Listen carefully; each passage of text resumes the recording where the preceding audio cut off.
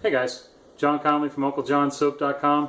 Had a few comments on a couple videos lately where I was showing how I make soap, and I think people were under the misunderstanding that I was doing a full recipe. I was basically just showing techniques. Most people ask nicely. There's a few people that have gotten a little bit of an attitude about it. First of all, if you have an attitude, you get nothing. That's not the way you approach people. Read the title of the video, read the description. It's in the splash screen right in the beginning of the video, and I even said it verbally. So, there's no misleading anybody. I'm not trying to, get anybody's hopes up. There are certain things that I just don't share. This is my business. You wouldn't share all of your trade secrets with your business either. And is it rocket science? No, it's not. As a matter of fact, soap can be very easy, or it can be as complicated as you make it. The point is, there's a lot of information already out there. The one video where I showed how to use the soap calc, the lye calculator, you plug in your oils, you plug in your lye, and it tells you the proportions and everything and the characteristics of the bar of soap that you're going to end up with. It's rough, it's not exact. There are a lot of different variables that go into that, but it gets you an idea. So, and then you can tweak, the levels, the ratios of olive oil to coconut oil to palm or whatever you're using to get the characteristics that you want. Now, I will do this. I will give you a recipe today for our Castile soap. Castile soap, in its purest form, is one oil, olive oil. Most of the bigger corporations out there that make a Castile soap, Mrs. Myers and Dr. Bronner's and all that, they have multiple vegetable oils in there. Well, that's fine, but I'm a purist. Castile, to me, is pure olive oil soap. And I'll give you that recipe right here, so just hang tight.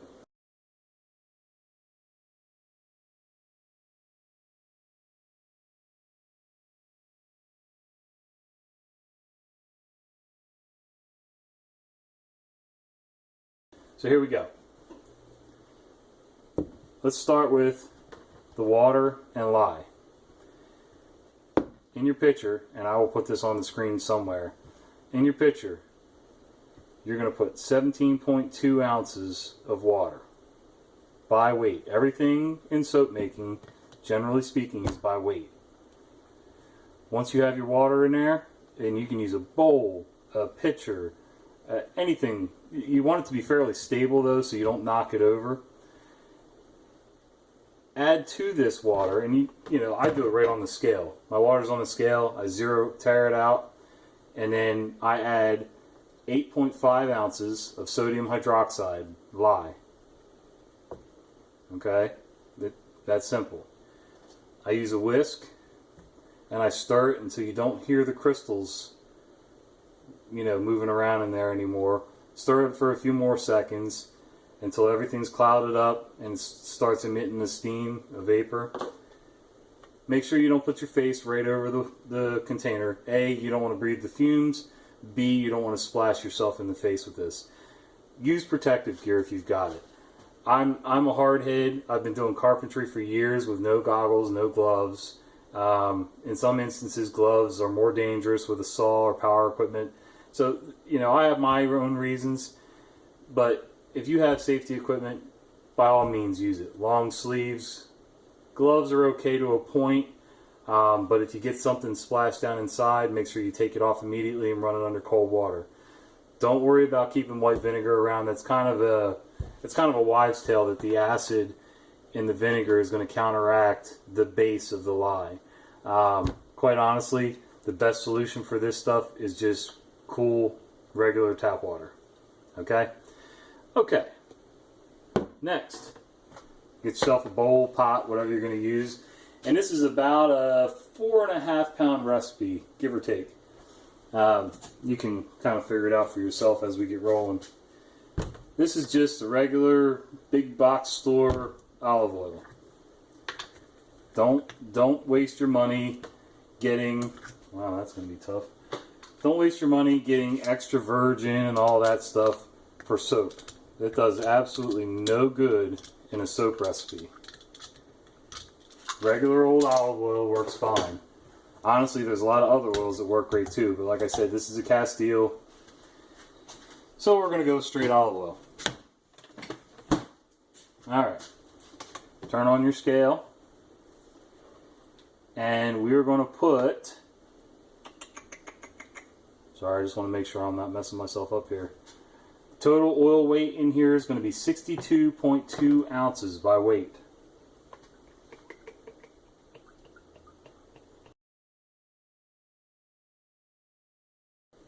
Okay.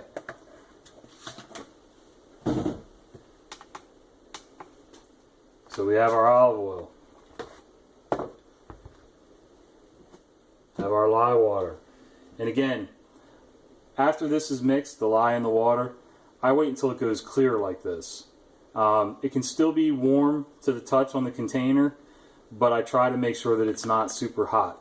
What tends to happen is you tend to shock the oil and it wants to seize up a little bit in the bowl on you. This tends to help make it go a little smoother if they're both kind of room temperature. But at the very least, it needs to be clear and the outside of the container needs to be cool enough to touch with your bare hands. This isn't necessary. A wand mixer, see that? But it helps speed things up tremendously. And I'm going to pull one of my molds out. I use a log mold that I make myself.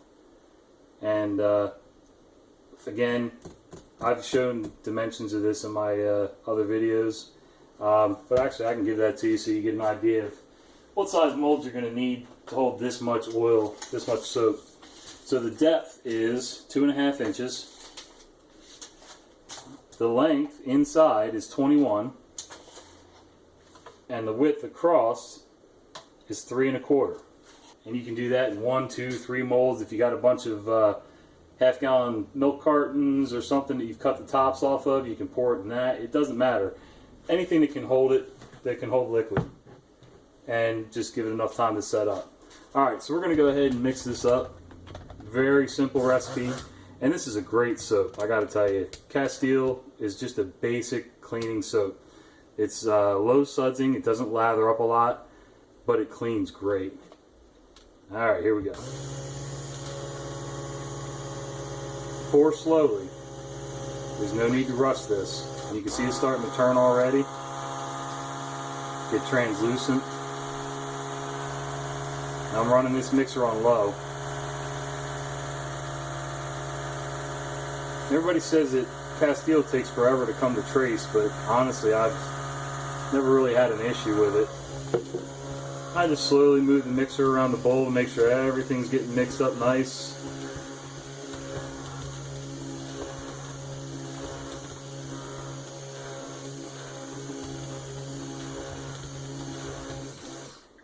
Okay, that's up to trace. That's a light trace. To me, there's no need to go any heavier than that. And I keep an extra pitcher of water around to clean the blade off in the mixer. We pour in our mold.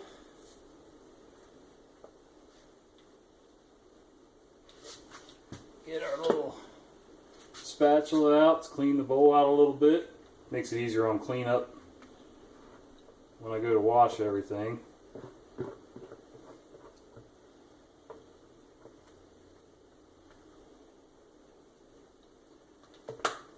Guess what? You got soap. Let this sit for about 16 to 24 hours. It all depends on the temperature in your house. I have this wooden shelf that my microwave sits on, and call it my soap garage. The molds slide right underneath of it.